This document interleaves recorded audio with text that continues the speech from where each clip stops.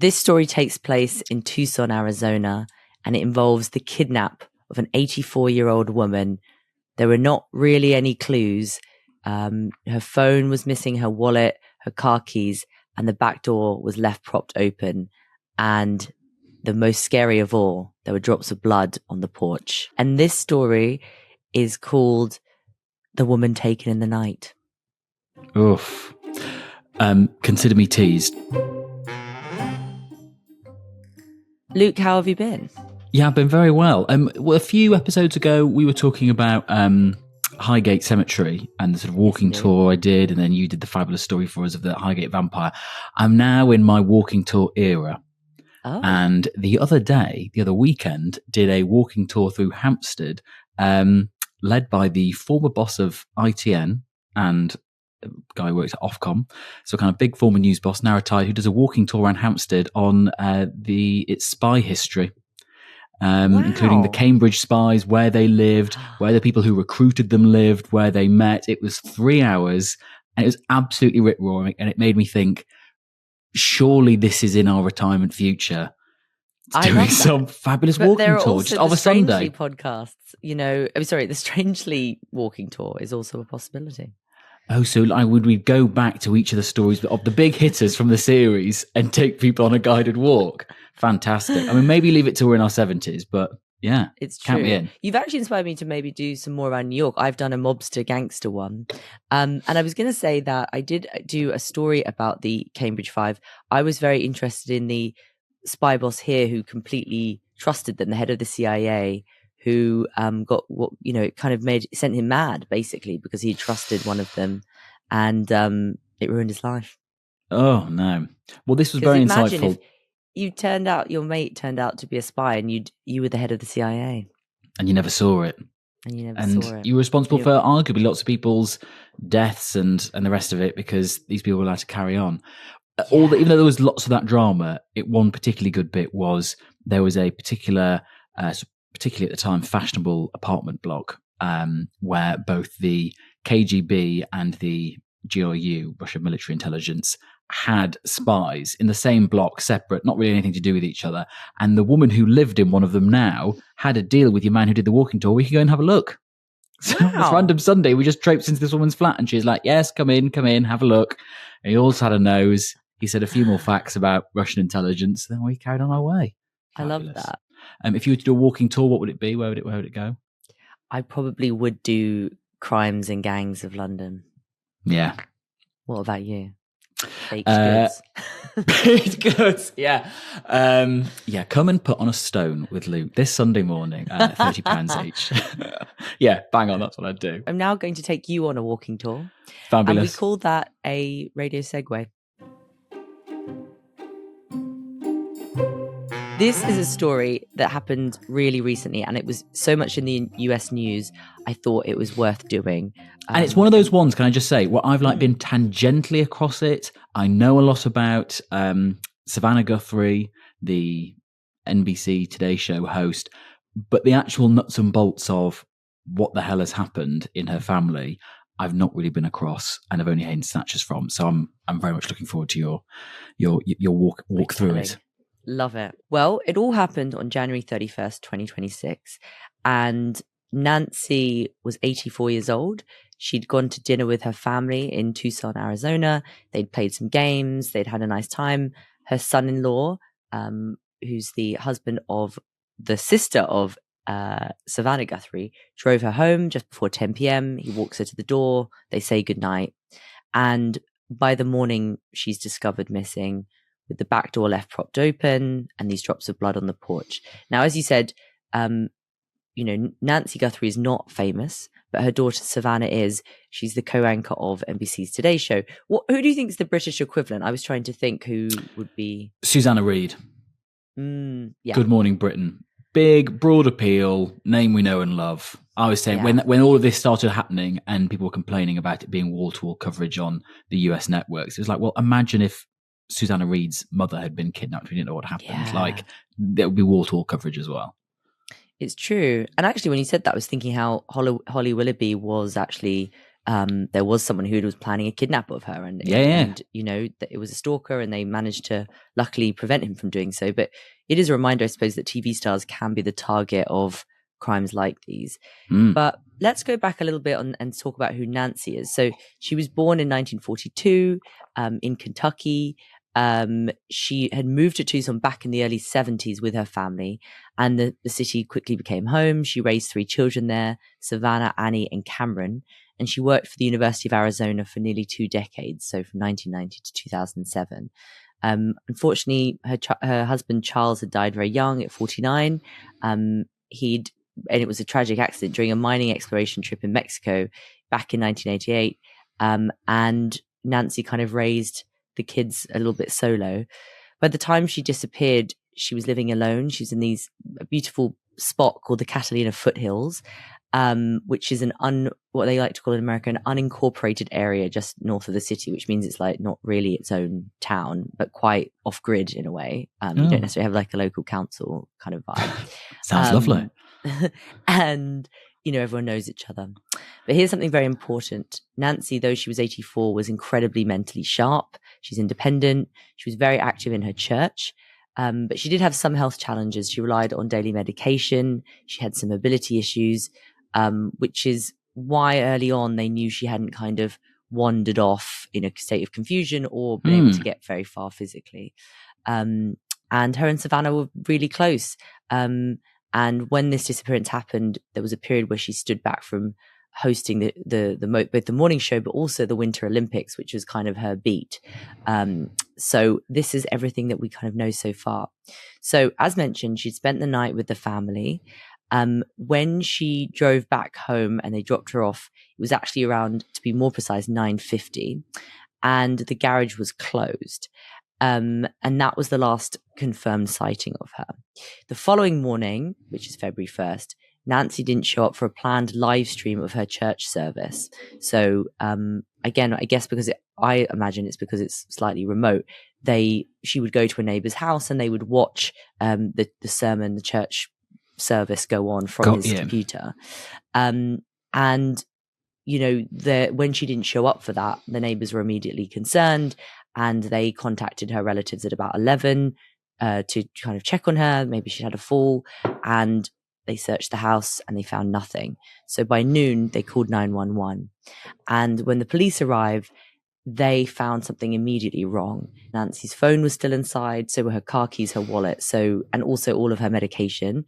So that made them think that she'd kind of left without her own plans. Yeah, she didn't decide to go. Otherwise, she'd have taken at least her keys or a phone or medication with her. Exactly. And then they also found the drops of blood near the front door and on the driveway. So they also noticed that this back door is left propped open, which is very strange. So within just a couple of days, the county sheriff, Chris Nanos, I don't know how American would say it, but Nanos, publicly stated that investigators already suspected an abduction, and that they were sort of very clear this was a missing persons case and a crime scene. Now, I remember when that broke, I was surprised. We didn't know what they weren't releasing, because even though there was blood and even though things were left behind, an abduction is incredibly rare, especially from your own house in America. So how they'd kind of concluded that, I sort of assumed something else was happening. And I was correct, because what they eventually released 10 days later was doorbell cam footage, which might be something people have seen again tangentially on the news. But so February 10th, the FBI released these stills and videos from Nancy's video doorbell. Now I want to pause here. Do you have a video doorbell system? Yes. And it is, well, it's absolutely engrossing. I watch it all the time. But what do you have it for? Great question. I can see what the fox is doing in the front.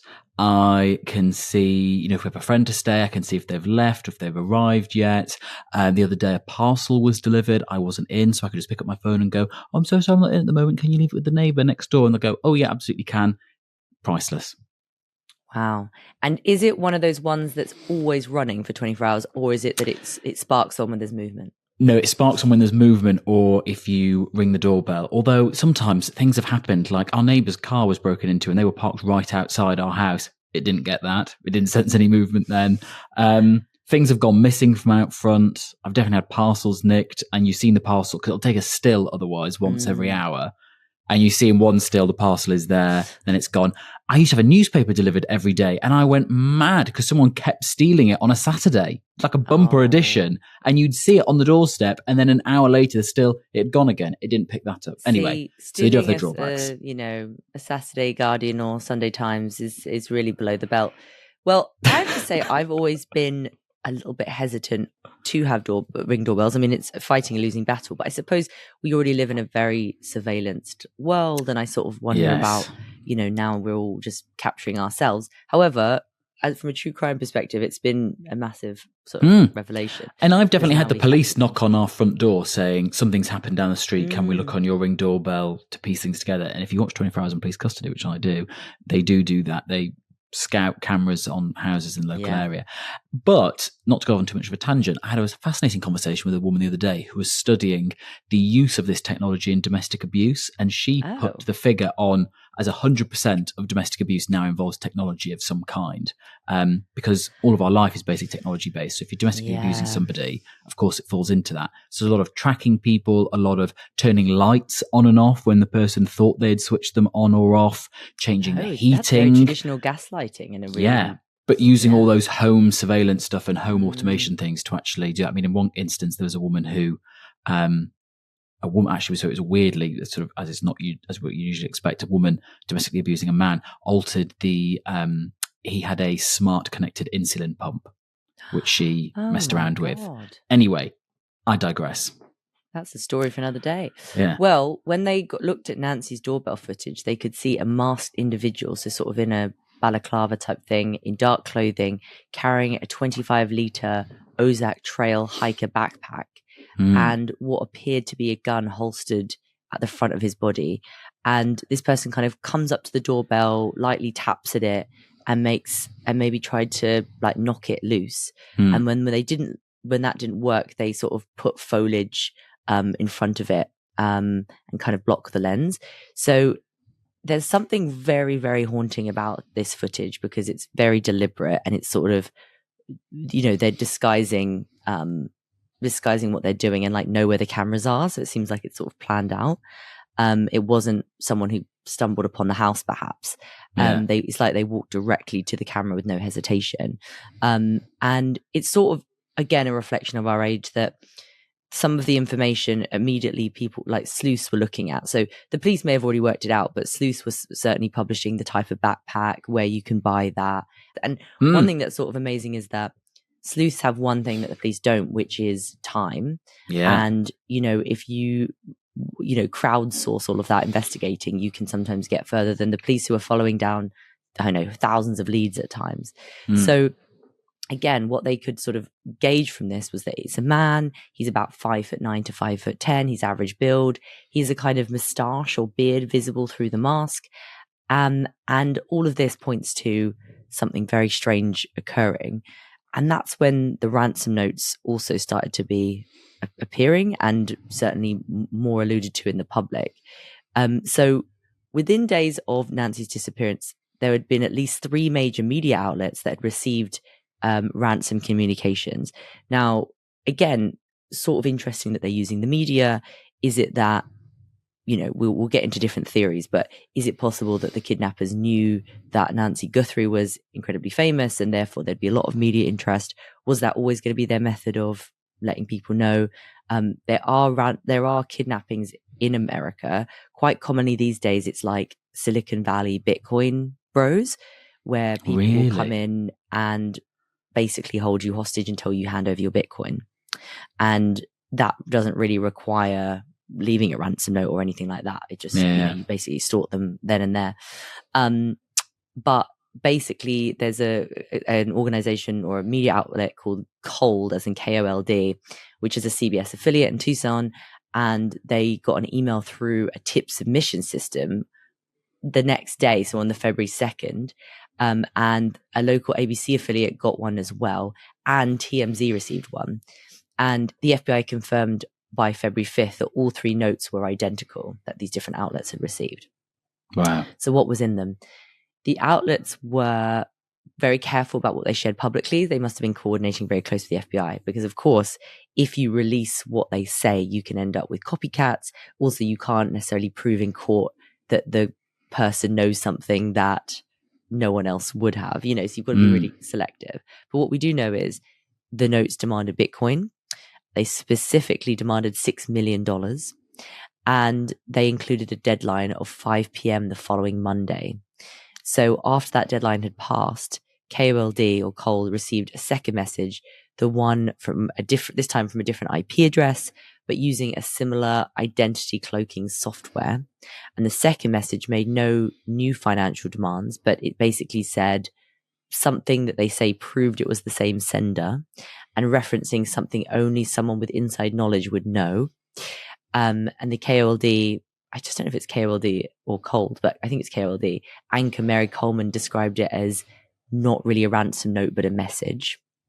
So again, just speculation, but it seems that, the family and the FBI decided not to pay that initial ransom. So maybe it was reiterating the urgency or, following up.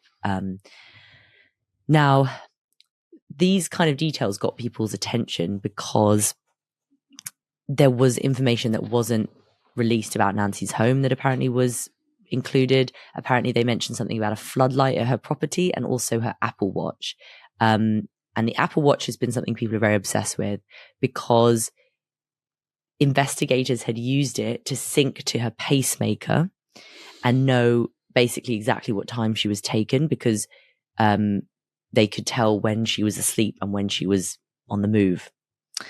And there was apparently also references to like the crime scene and layout and things like that again, no one else could have known. Because again, the cops presumably might have had quite a few hoaxes or people who think I didn't do the kidnap, but I'm going to get the money here. Because you could say, hey, transfer me $100,000, I've got her.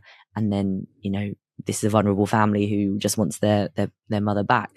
So it must be incredibly difficult. And I'm sure they have very high up officials who are sort of very good experts at these sort of things. But they, some of the news agencies basically said, we in fact did think it was a hoax. And then, that they started to change their mind once they sort of could see the details. So TMZ also reported that the Bitcoin wallet address included in the note was real and verified. So what do you know about Bitcoin, Luke, and how it works? Well, it's my same opinion that applies to football as well. I think anyone who's got anything to do with it is just a bit... Anyone who has anything to do with football? You live in England. I mean, yeah, I know. Yeah, I know. Controversial people can be opinion. fans, but you don't want them to work for it? No, even fans, actually. It's one of those, we shan't play it now, but a game I used to play actually with an old colleague of ours was knee-jerk prejudices. What is something that if you learn something about them, just immediately you go, ugh. One Not of mine is any kind of interest or affiliation to football, but also Bitcoin. It just, I don't know. It's one of those things which I don't understand. People who I think are a bit icky are always trying to push it into, just like people and it just seems inherently unsafe and set up for drug dealers. Yes, that is true. And I suppose the main crucial thing though is that it's a kind of, equalizing trading flaw in that, like, if you are using the Bitcoin, that can be verified, but it doesn't give your identity away, which is why, as you say, drug dealers like it. And one of a retired FBI agent, and I should say there are a lot of people who comment and speculate on this, and really what we have is very little. But a retired FBI agent who'd kind of reviewed the note made comment, said that one thing he'd noticed was they asked for USD, which is not a phrasing Americans would use. They would say dollars. And he said maybe it points to kind of an international syndicate that wanted to specify that it was USD. Then there was a second round of notes. So TMZ reported receiving a further highly sophisticated ransom note later in February, this time demanding a similar dollar amount for the first, but payable in different currency, which again might imply that the whole Bitcoin of it all maybe was not possible for them to get, and maybe they were hoping that through another mechanism the ransom would just get paid. Fun fact, kidnapping was not a federal crime until the Lindbergh kidnapping, where Charles Lindbergh's child was kidnapped. And in those days, in the kind of Great Depression, kidnapping was really common. People would take a family member, get the money, get away with it. And obviously in places like Mexico, that is still how it runs. Also, my friend who's from Venezuela says that it's incredibly common. You just sort of, oh, he's been kidnapped. Right, well, drain the accounts. You negotiate, you hire a negotiator, and they say, you've asked for $1 million. Well, we don't have $1 million. Well, you can give you 100,000, and then you get your person back. So one would wonder if, this is one of those where they just thought it was going to be a quick grab for cash. And maybe they didn't realize how high profile it was. And had she not been famous, maybe it would have all been done quietly and privately. Yeah. And maybe they thought, bugger, we've made a mess here, because now it's so big we can't, there's no means in order to get the money. This is where it gets all a bit even more ugly.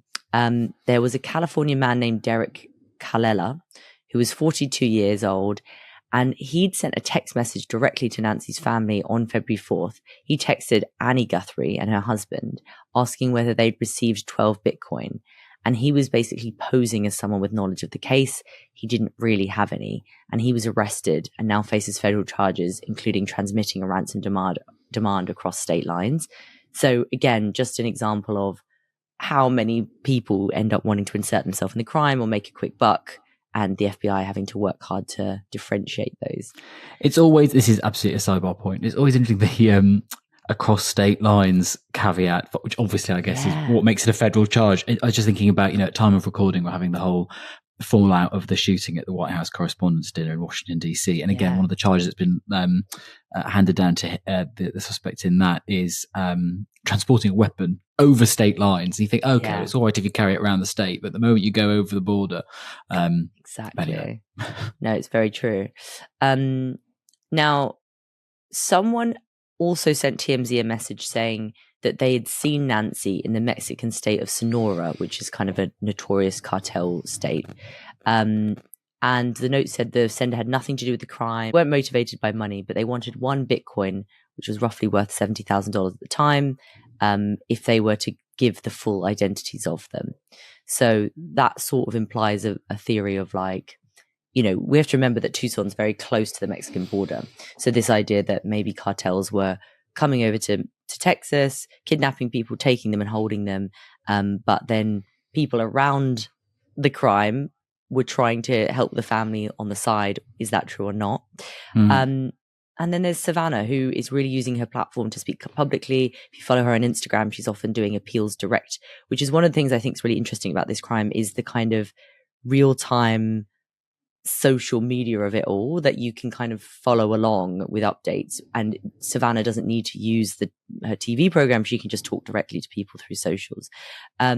Really heartbreaking, teary, long Instagram reels, talking right down the barrel, seeming absolutely broken. I mean, it's even if you're not interested in it just as a news, your mum being kidnapped, and they're not knowing. Well, it's sort of what we were talking about the other week about the disappearing of people. That makes it so much worse. It's not just, I don't know. It's one thing that if the mother was killed in some kind of incident, but to just not know, is she alive? Is she dead? What were the circumstances? Why did this happen? Torture. Yeah, absolutely. And, Savannah has said that they've responded to some of the ransom notes, but she hasn't kind of specified which ones. They've also separately offered $1 million reward for information leading to her recovery. Crime Stoppers added $100,000 on top of that. And the FBI have offered $100,000 reward as well. So, the hope is that someone does know something and kind of leads to her recovery. So in terms of the investigation, what else do we know? This is a multi-agency kind of investigation from the start. So there's the Sheriff's Department, the FBI, and also US Customs and Border Protection that are also involved. As I say, it's because it's right down on the Mexican border. There's Mexican law enforcement therefore involved. And, they keep saying they're not ruling out any theories. They have had people of interest that they've sort of pulled over or taken, but really no solid lead of a major suspect. There'd been investigators on the 13th of February had looked in, had an operation at a residence 2 miles from Nancy's home. They have forensics involved. And, again, because this was such a smooth operation, it doesn't seem like there was a lot of forensics to go on. DNA testing and things like that didn't generate any leads. There had been gloves found near Nancy's home that initially people thought matched the gloves worn in the doorbell footage. But the DNA was traced to a local restaurant worker with no connection to the case, who just obviously taken off their plastic gloves and not recycled them. But overall, the FBI have said they've received 13,000 tips. Wow. And Google even have got involved. They said they were trying to extract additional footage from various home security cameras and, try and kind of help identify where those cameras are and maybe, trace the vehicle. One thing that's always bothered me about the case is it's sort of surprising in this day and age that, considering that there was a vehicle involved and that they, that you wouldn't able to capture the license plate and then basically trace the car. So again, really smooth operation. Maybe there was changing of vehicles. Maybe they knew where they could avoid cameras perhaps. And then one of the other things that's been talked about a lot is that there's been a commentary that it's likely this wasn't the first time that this gentleman had been at the property, that it's possible he came and staked it out, knew where everything was, and then had, had come back to act out the kidnap. And, there was also theories like, if it's not a cartel thing, could it be that, someone who had a romantic relationship with Nancy or had something against the family was involved? And we mentioned Holly Willoughby. Is this someone who, motivated by an obsession with Savannah, had taken her mother, hoping to get close to her or to blackmail or extort her? But none of those really led anywhere. There was no kind of person who ever had threatened that or wanted to do Nancy harm. It continues to be a live investigation. Savannah has returned to the Today Show. As things stand, she's been missing for 4 months, three and a bit months. She doesn't have her medication. The DNA testing has continued. Presumably there's many artifacts that they're looking at, and that $1 million reward remains unclaimed. So it's kind of amazing that in this world of a digital age with so many cameras that they could have so little. Just to go through the different theories a bit more clearly, there's the organized crime angle. So, planned attack, maybe didn't realize it was a celebrity, thought they could get money, for some reason thought that there was money to get. Nancy as a proxy target, is it that someone wanted to be famous, wanted to get close to her, wanted something connected to her celebrity? Could it be someone that has done other kidnappings in the past, just an individual who wants to extort money and Bitcoin from people? Or was it someone with inside knowledge of the house, someone connected to the family who, again, thought there was money to be had, thought they could keep it quiet, and then it got kind of out of hand? And, at the end of the day, this is a family who's left with very few answers. And, they really, really want to know what happened to her. But that is all we can really say about it, extraordinarily. So many months in. Yeah. And it just, even though, as you were saying, at the beginning, there was a kind of trickle of new evidence being released, or there was the revelation when they had the doorbell footage. And now it just seems to have dried up somewhat. And you wonder, there were these unsolved missing person inquiries that go on for years and years and years. But imagine staring down the barrel of that thinking, well, we might never know.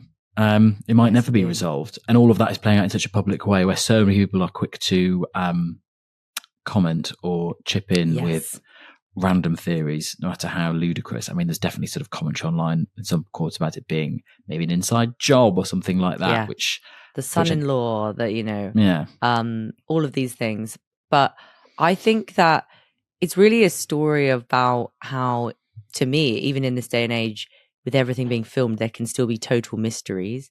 And it's still possible to vanish. Even now, even when there was a Ring doorbell on the house, even though she had a cell phone and a pacemaker and an Apple Watch, none of this led to them being able to identify where she is.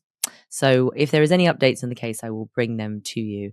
But I tried very hard to avoid too much speculation, but really just to share what the basics are of the case. Yeah. Do you have an amuse-bouche? I do indeed. It's sort of tangentially related to something I've been working on. So I've been close to this, but it was just a kind of wild incident that happened a few weeks ago at time of recording, which I thought I would bring you as a little bit of a tease. So when I was away on a small British island recording my next hit podcast series, I met the world's oldest currently living terrestrial animal, who's called Jonathan. God. And he is a terrestrial animal. I'm going to say tortoise. Bang on. He's a Seychelles giant tortoise, and he's 193 years old, they think. My God. So when he was alive, what was happening 193 years ago? Oh God, don't test me now. But he, there were pictures of him with Queen Elizabeth II as a young woman. God. He is estimated to have hatched in 1832, but he didn't come to St. Helena, which is a little British island in the middle of the South Atlantic, where he now lives, until 1882. So even though Napoleon famously was exiled on St. Helena, he died in, I'm going to get this wrong now, 1821. So just before Jonathan was even born, before he was even an egg. So even though some like to romanticize the idea that they might have crossed over, they very much didn't. And I did think, surely he must be these must be the oldest things that ever lived, because what really lives more than 193 years old? But then I was corrected by somebody the other day who said Greenland sharks are from like the 1650s or something. 500 years old by some estimates. So there could be Greenland sharks swimming around in parts of the Arctic now who were alive when Shakespeare was writing plays. I did see a very funny tweet where there was a photograph of them and they looked rather mottled, and someone had written rather cattily, "I'm not being funny, but they do look it." Yeah, or they just look dead already. They don't even look alive. They look like sharp. Yeah, they look haunting. They look like being around the block. I mean, there doesn't look like, a lot of chunks missing out of them. Now, Jonathan, who looks after him on the island? Who does he belong Great to? question. So he lives at Plantation House, which is where the governor lives. So the king's representative on the island, the sort of top foreign office official who lives there. And it's his beautiful lawn, which I went to. Plantation House belies its history. And there is a tennis court, and there are several giant tortoises, but Jonathan is the oldest and the OG, and he wanders around. And actually the governor was quoted the other day saying, he has a lovely life. He just walks around nibbling things and eating lettuce and carrots. The groundskeeper actually told me that Jonathan is actually a massive shagger, to the extent that they found him on his back the other day because of some particularly energetic rotting. So he's an active old tortoise. And when you see him, he does look like he looks 193. He looks prehistoric. This long snaky neck, his sort of chipped old looking shell. I mean, I did stare at him, even though he kept hissing at me when I got closer. I just couldn't stop looking at him. He just looked he hissed at you. Ancient. Oh, yeah. I was trying to record him for the purposes of radio, him eating some grass, which is really good sound. There's lots of like that. And if I got too close, he'd go like that at me. So anyway, no beef. Anyway, that's all very well. But internet users were shocked last month when they saw a post on X from Joe Hollis, who is the vet who has in the past looked after him, who said, quote, "Heartbroken to share that our beloved Jonathan, the world's oldest living land animal, has passed away peacefully on St. Helena. As his vet for many years, it was an honour to care for him, hand-feeding bananas, watching him bask in the sun, and marvelling at his quiet wisdom. He leaves behind a legacy of resilience and longevity that inspired millions. Rest easy, old friend. You'll be missed more than words can say." And this was picked up in lots of places. The BBC reported on it, Daily Mail, the USA Today. But the real Joe Hollis then posted on Facebook saying, "This is a hoax." No. It's not even April Fool, because weirdly this was posted on the 1st of April. He said it's not even April Fool. There's a hoax going around X with American spelling, as if that's the main crime, using my name, saying Jonathan the tortoise, the oldest living land animal, is dead. It is not true. He said, even our researcher friends in the US who are currently unraveling Jonathan's DNA have just sent me condolences. It was a hoax. Why, though? Why would you want to pretend that the world's oldest living terrestrial animal is dead?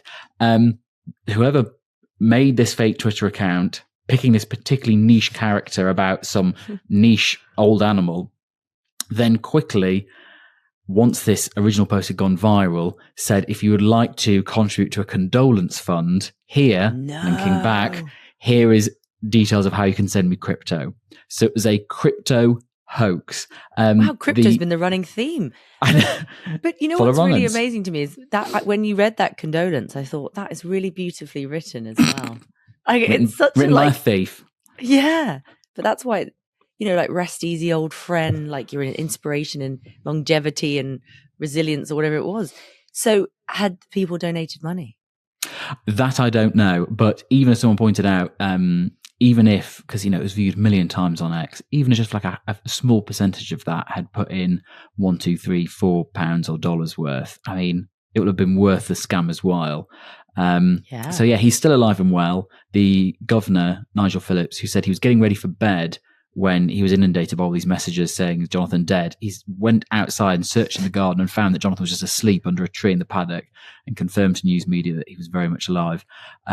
He's just carrying on with his normal business, eating his bananas, no doubt shagging the other tortoises, and generally enjoying the sunshine in the middle of nowhere in the South Atlantic. Look out for those scams. Now, there are lots of famous people, Luke, who have been falsely reported dead. It's a plot line in Hacks, in fact, because, it can be obituaries get leaked, as many people may not know. Of course you love Hacks. That makes so much sense. I'm yet to watch it, but it's got your vibe. So good. It's got my vibe. We're a bit gay and a comedy.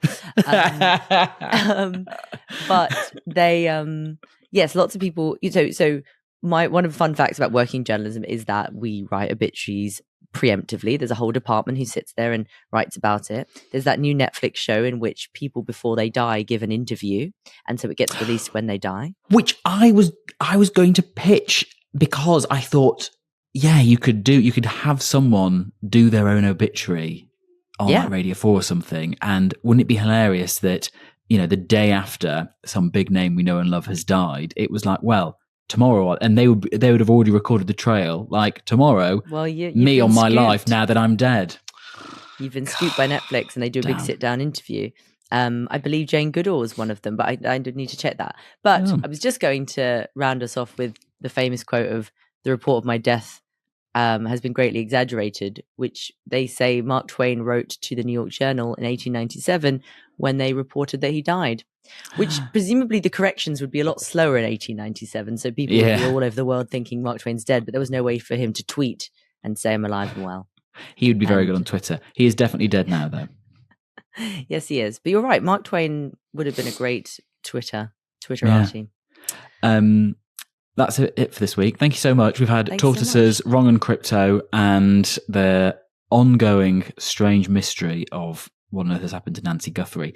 Next week, join us, because I will be taking you to a very small, very controversial African tribe in the border region of Scotland. So stay tuned for that. Oh, I'll be there. See you later. Bye.